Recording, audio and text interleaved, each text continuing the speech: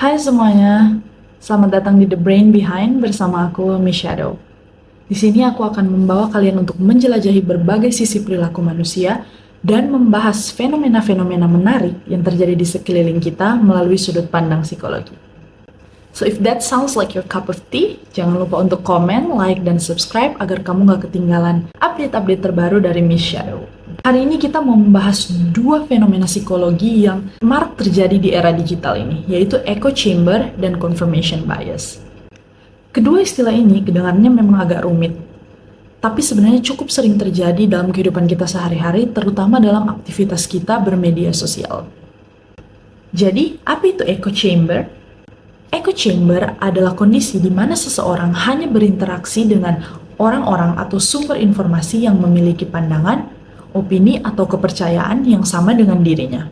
Dalam konteks media sosial, echo chamber terjadi ketika algoritma platform media sosial yang kita gunakan hanya menunjukkan konten-konten yang sesuai dengan preferensi dan minat kita. Contoh dari echo chamber ini, misalnya, kamu sangat tertarik dengan teori konspirasi tertentu. Let's say kamu sangat suka dengan teori konspirasi bahwa bumi itu datar, contohnya. Lalu kamu akan cenderung mencari artikel-artikel dan memfollow akun-akun yang mendukung pendapatmu tersebut. Alhasil, kamu terus-menerus menerima informasi yang mendukung keyakinanmu tanpa ada tantangan dari pandangan yang berbeda. Inilah yang disebut dengan echo chamber. Lalu, apa itu confirmation bias?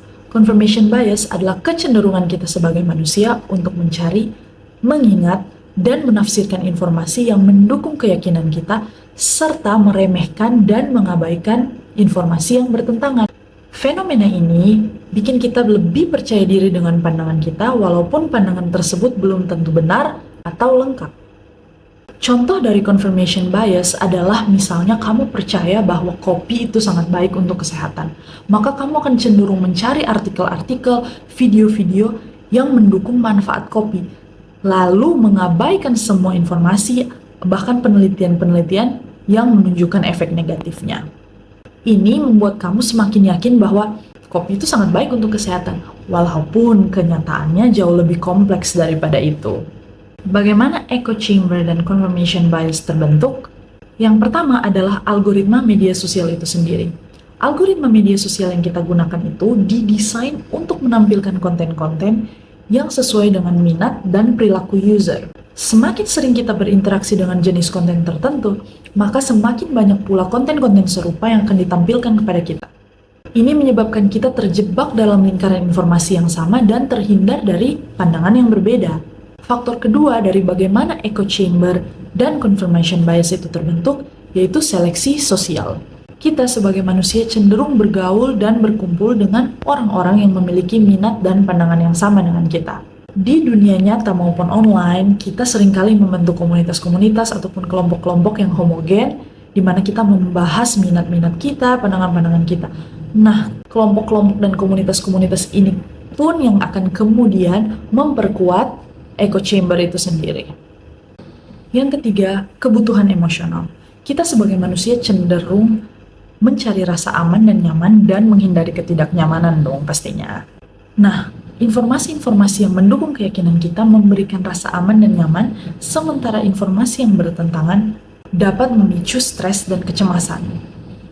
Itulah makanya oftentimes kita lebih memilih untuk mempercayai informasi-informasi yang mendukung keyakinan kita. Yang keempat, pembelajaran selektif.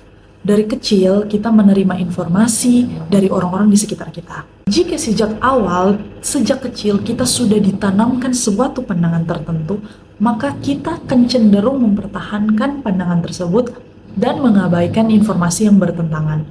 Contohnya nih, aku dari kecil, let's say keluargaku, kakakku, mama papa semuanya bilang bahwa coklat itu nggak enak. Pokoknya coklat itu nggak enak.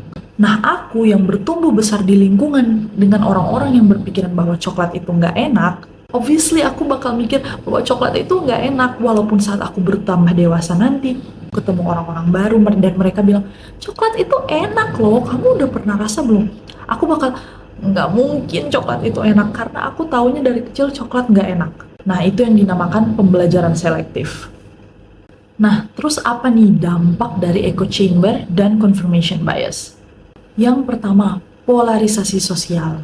Echo chamber dan confirmation bias ini dapat menyebabkan polarisasi sosial, di mana orang-orang atau kelompok-kelompok dengan pandangan berbeda menjadi semakin ekstrim dan semakin sulit untuk memahami satu sama lain. Yang kayak gini-gini nih, kita sering banget ngelihat saat pemilu. Pendukung kubu ini bertentangan dengan pendukung kubu yang ini, muncul deh saling hujat-menghujat di sosial media. Inilah yang bisa memicu konflik dan perpecahan di masyarakat. Yang kedua, kurangnya pemikiran kritis. Karena kita terbiasa hanya menerima informasi yang mendukung keyakinan kita, kemampuan untuk berpikir kritis dan mengevaluasi sesuatu dari berbagai sudut pandang menurun. Akibatnya kita jadi closed-minded, pemikiran kita nggak terbuka untuk menerima argumen-argumen yang berbeda. Akhirnya kita lebih mudah terjebak dalam bias itu sendiri. Yang ketiga, penyebaran misinformasi. Echo chamber dan confirmation bias ini dapat menyebarkan informasi-informasi yang tidak akurat. Dan karena kita close-minded, cenderung hanya mempercayai informasi-informasi yang sesuai dengan keyakinan kita pun makin rentan dengan yang namanya hoax atau berita palsu. Nah, kalian lihat kan seberapa besarnya pengaruh sosial media itu dalam membentuk cara berpikir kita. Tapi nggak usah khawatir teman-teman, ada cara untuk mengatasi echo chamber dan confirmation bias itu untuk menguasai pikiran kita. Yang pertama, buka pikiran untuk pandangan yang berbeda. Aktif-aktiflah kalian untuk mencari informasi dari berbagai sumber yang berbeda dan beragam. Jadi jangan cuma ngikutin account-account, nyari video-video, artikel-artikel yang sejalan dengan pandangan kamu aja. Yang kedua, selalu evaluasi informasi secara kritis. Mulai sekarang, latih diri kamu untuk selalu mengevaluasi informasi yang kamu terima secara kritis. Siapa yang nulis, kira-kira motivasinya apa, dan yang paling penting, ada buktinya nggak? Yang ketiga, diskusi dengan orang-orang yang berbeda pendapat dengan kamu. Berdiskusi dengan mereka dapat membantu kamu memperluas wawasan, dan bisa bikin kamu juga lebih peka terhadap berbagai sudut pandang.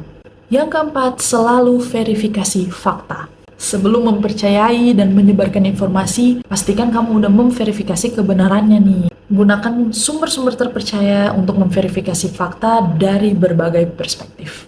Nah, kesimpulannya teman-teman, echo chamber dan confirmation bias adalah fenomena yang sangat-sangat erat dalam kehidupan kita di era digital ini. Makanya penting bagi kita untuk menyadari dampaknya dan berusaha mengatasinya agar kita bisa menjadi individu-individu yang lebih kritis dan lebih terbuka terhadap berbagai pandangan. Dengan begitu, kita bisa berkontribusi untuk menciptakan kehidupan bermasyarakat yang lebih toleran, lebih harmonis, dan lebih open-minded. Sebelum kalian tutup videonya, Miss Shadow punya beberapa pertanyaan. Share di kolom komentar ya.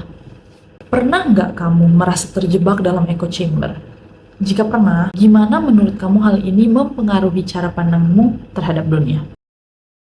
Apakah kamu pernah menyadari bahwa kamu cenderung mencari informasi yang mendukung keyakinan kamu sendiri?